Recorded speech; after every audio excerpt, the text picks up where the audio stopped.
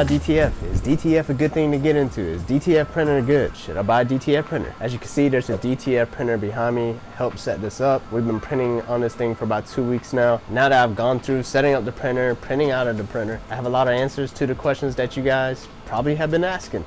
So first and foremost, this is a Uninet printer that's behind me. One of the reasons why we went with Uninet is because I bought my white toner printer from them a few years ago. That was about $10,000. I made a video on that as well. My $10,000 made me back like over $700-some thousand in return. So that was a pretty decent return on that white toner printer. And you know, never had any problems with it. It printed, had great margin. I couldn't complain. So there's lots of DTF printers on the market.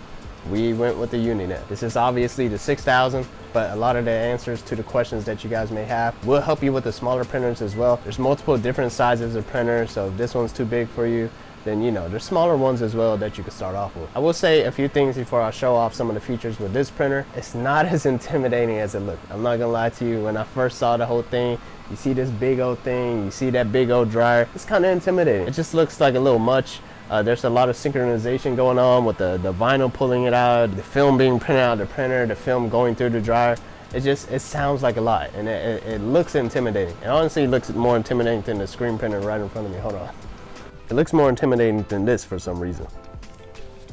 But I will say, if you have used a vinyl cutter before, you can definitely use one of these. It's not too many things that are different. You're just feeding film in, bring it in and out, and that's pretty much it. It's not gonna cut it. Instead of cutting it, it's printing. And if you use a direct-to-garment printer before, then you'll definitely be okay, because it's kind of a mix of like a vinyl cutter, feeding vinyl through, and just printing directly on top of it. It's just a printer. Instead of printing on t-shirts, it's printing on film. So if you can see all that smoke that was behind me, we have this nice little humidifier right here. I believe we were told you wanna be between 50 and 60. You want it just kind of pointing straight at that thing. That way it's printing nice and fluid.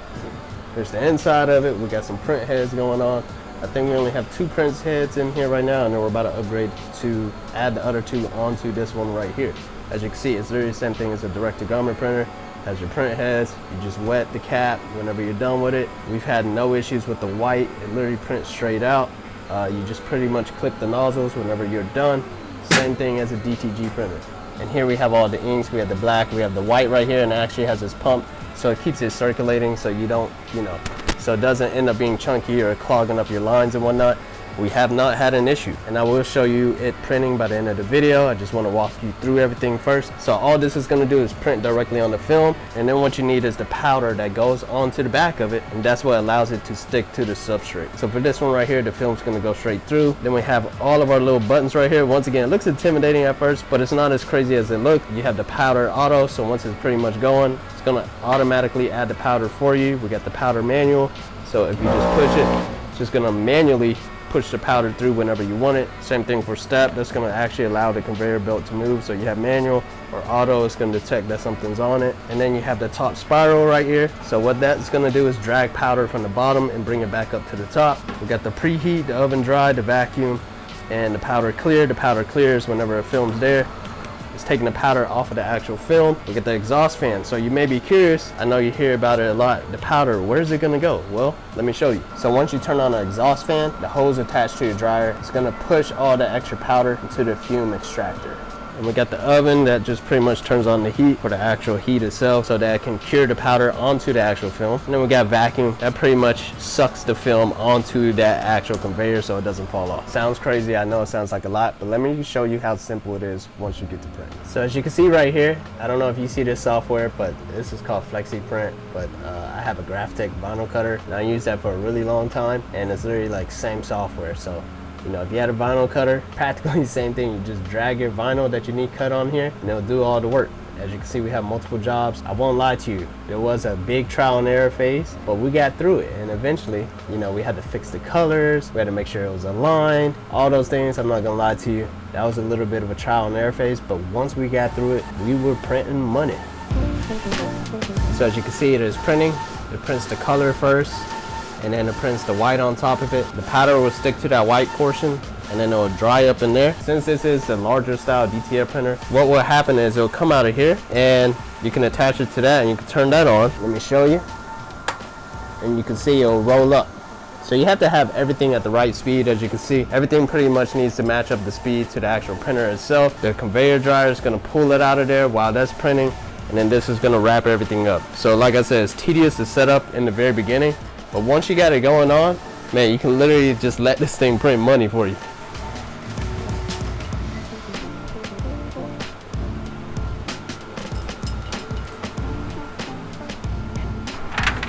Even with the fume extractor and everything, I still recommend you have a well ventilated room.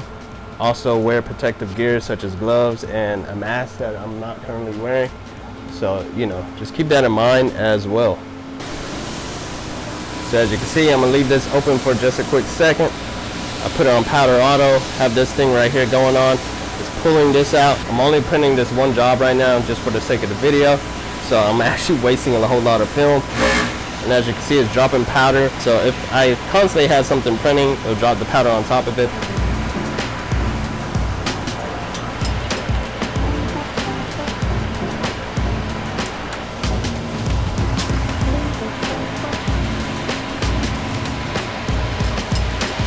So as you can see, there's our image. The powder is going on there very evenly. And if you feel like you have too much of excess, once again, I told you about that powder clear button. Pretty much get rid of the excess and coat it evenly across the rest of the actual print itself. But I'm gonna close this because I don't like having this open when the powder is starting to cure. So if you get one of these big boys, I recommend you already have a lot of jobs ready to go, because we're wasting a lot of film right here because we have to give some slack for the powder to actually reach that bottom right there. So there's gonna be a lot in the beginning and a lot right afterwards because of that fact. So this is great for if you have multiple DTF prints ready to go, you need it printed, and so forth. But Uninet also makes some smaller ones as well, so you don't have to waste as much film as I just did. You could just print as much as you need and cut off as much film as you need. And there it goes right there.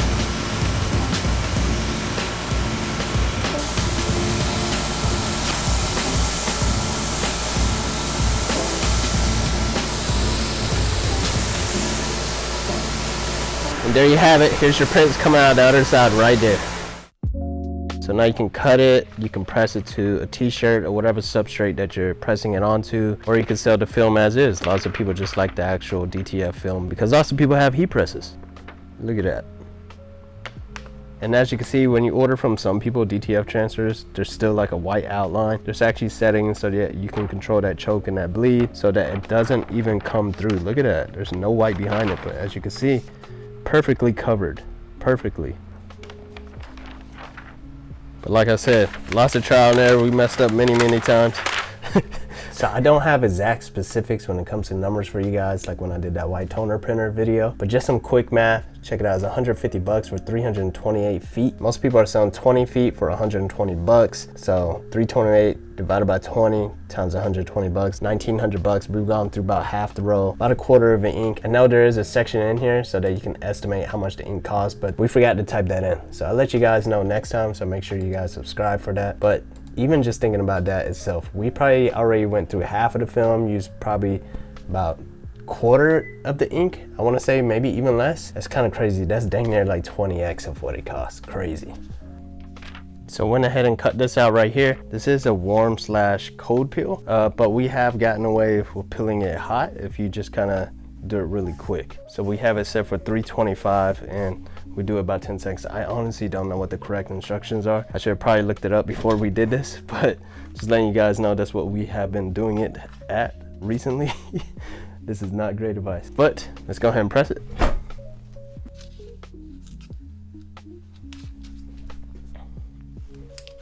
And here you can see us peel it off, no problems. And I'm actually gonna finish this one off with the T-seal, although this is a scrap tee. The T-seal gives it a nice little finish. It really embeds into the actual fabric. But you could just use like a Teflon cover or parchment if you really want.